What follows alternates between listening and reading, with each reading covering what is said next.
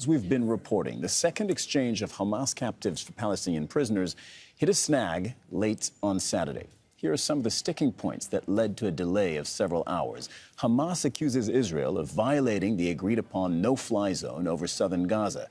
Israeli drones are also not allowed in the skies over the north between 10 a.m. and 4 p.m. local time.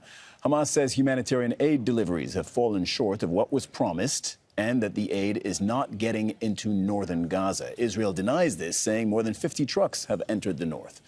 Hamas's armed wing, the Qassam Brigades, says Palestinian prisoners are not being released according to seniority. That means according to how long they've been detained, as was agreed. Also, some of the women and children involved in the swap were just weeks away from finishing their sentences. We can speak to Ghazi Hammad. You are a member of the Hamas Political Bureau. Based on what happened yesterday, both the snag, as we've just described it, in releasing the Israeli captives, and then the flurry of diplomacy, and then the actual release of the captives. Based on all of that, do you think that Hamas is going to release more captives today?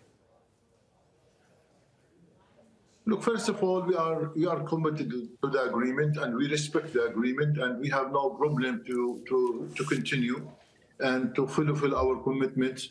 But I think we discovered in the last 2 days that Israel is manipulating with the different things, and they have many violations in the agreement regarding shooting people in the ground in the time of the truce, in the changing the names of the Palestinian prisoners, in the movement of the air jets in Gaza Strip, many things. I think we told them immediately about these violations. But yesterday, I think we were surprised that very few trucks reach North Gaza. You know, the situation that is very critical, very hard. People are suffering from starvation. And we asked them now to move more trucks, at least 200 trucks for people there, especially for food and medicine and other things. But we were shocked that just 3 trucks reach Gaza. And yesterday, so sir, if I can jump in, the UN, let's address these issues one after the other. The UN says that 61 trucks of aid went into northern Gaza Saturday. Is that enough for you? Do you have a threshold? Do you have a number that you have required, a number of trucks or volume of aid that Hamas has required must reach the northern part of Gaza? The agreement says that at least 200 trucks must move from the Egyptian side to the Palestinian side. And we at least, most of them will must reach the north. In the first day, about the 3 trucks, and this was a big surprise, a big shock for us. And yesterday, only 61. In the north of Gaza, we have more than 600,000 people. About maybe 200,000 people in the displaced regions or places. So we need more trucks to move there. So is there a number? Have you put a number on the amount of aid that needs to reach northern Gaza? I think it is. We talked to the UNRWA and different parts that there is possibility to send more and more trucks to the north. There is no limitation for this. But I think we were surprised that only 62 or 61 trucks only reached the north of Gaza. Today, we put more guarantees, because yesterday we have a strong contacts with the Egyptians, with the Qatari, with different parts, with the United Nations, in order to take guarantees that today that 200 trucks must reach people there. And if not, I think we will take other measures, because they must respect. What does that mean? What does that mean, other measures? What happened yesterday, we delayed, we stopped the implementation of the process. It takes more time, but I think today, we want to be sure 100% that trucks will reach the north. So right now, it's almost 12:30 Gaza time. As far as things are going today, do you see any reason, anything that would cause Hamas to once again suspend or even stop the release of captives on day 3 of this ceasefire? Look, we are interested to complete this process. We have no problem.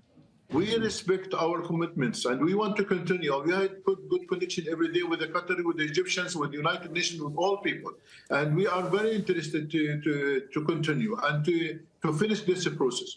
But I think the manipulation and the playing is coming from the Israeli side in different things, as I mentioned before. So I think today we want to continue. We prepare everything today, but it depends on what happened, especially in the trucks which reach in the north, or according to our list, which sent to the mediators regarding the names of the prisoners, women, so and the children. Let's talk about that, because Hamas provides a list. Sir, let's talk about the names of the Palestinian prisoners that Hamas wants to see released, because Hamas provides a list of the captives that it releases, right? And that list is provided to the mediators and then to Israel before captives are released. So very early this morning, Israel said that it got the list of captives that Hamas is scheduled to release today. I'm wondering whether the same thing is happening on the other side, meaning, do you vet, do you approve a list of Palestinian prisoners to be released each day? Look, I don't want to go in more details, but I think we have a clear mechanism regarding the list of the hostages. When we receive it, when we send it to the mediators, we have contact with the ICRC. I think there is a complete process, a clear process. And I think that we respect this is yesterday and before that. And today, I think we'll move in the same ways, the same method. But we need the Israeli side now to respect the agreement and not to change in the list of the names of the children or the women. This is what caused the problem to drop and to make people here angry or upset about the behavior of the Israeli side. But as I said, now we are working day and night in order to prepare everything. The list of the prisoners. To be clear, what kind of prisoners do you want to see Israel release? I think we have list. We have list. We have a list of the 300 prisoners, including children and women. And I think now that the mediators, they have this list. We need them to release from this list. Now, but sometimes they bring some people from out of the list, and this is not accepted by Hamas. You know, after its attack on October 7th, Hamas said that it had enough captives to release all Palestinian prisoners in Israeli jails. Since then, Israel arrested 3,145 Palestinians in the occupied West Bank. That means there are now far more Palestinians in Israeli jails than there were before Hamas's attacks. Your thoughts on that? Look, I think this is our main job of even from the operation for Al-Aqsa is to release all the prisoners and in the detainees in the Israeli detention center. This is a holy object for Hamas and for the Palestinian people, and I think we are supported by people inside and outside, even with all free people in the world. Now I think we have now a chance to do that.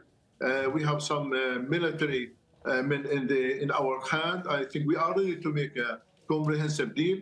I think when we finish this point of hostages and the children and women, I think we are ready now for the next stage in order to make a swap and exchange for the prisoner in the Israeli detention, and we are ready to release all of the soldiers and officers in our hand, and to clean and to release all the prisoners from the Israeli jails. And have you got any engagement? Show any kind of concessions in this point. Has Israel engaged with this idea of a total swap? And you told me the same thing 2 days ago. You're willing to release all the captives that Hamas is holding in exchange, potentially, for Israel releasing all the Palestinians. That's more than 7,000 now, 7,000 Palestinians in Israeli jails. Have you got engagement from Israel on this issue?